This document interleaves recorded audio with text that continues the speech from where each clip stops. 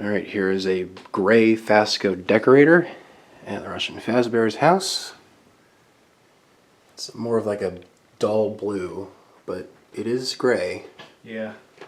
And he thinks they may have used the blue paint they had for the FASCO Decorator and just like dulled it down a bit to make it grayish. Could be. This came from John Connolly at Fanimation last year. Mm-hmm. Where they did the transaction in private to not make a crowd out of it.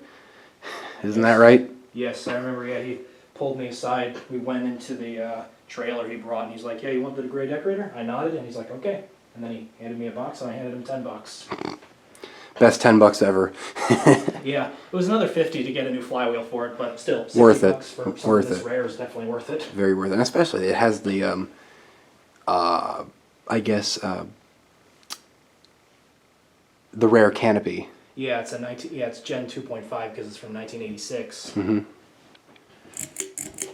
The only year that FASCO used those canopies.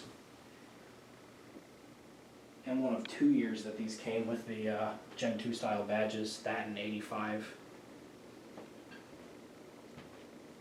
I'm not sure if gray Decorators were a thing in 85. Chrome ones were. I don't know about gray though.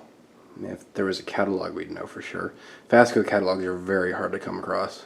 Indeed they are.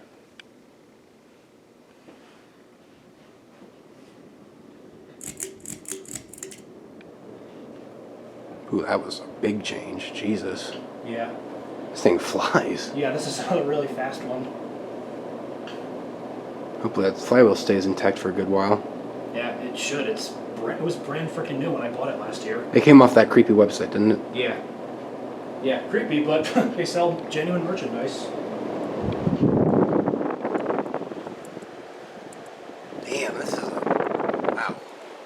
Was not expecting this to perform so great, to be honest. FASCO is no slouch, even with their kids' room as fans. No, not at all.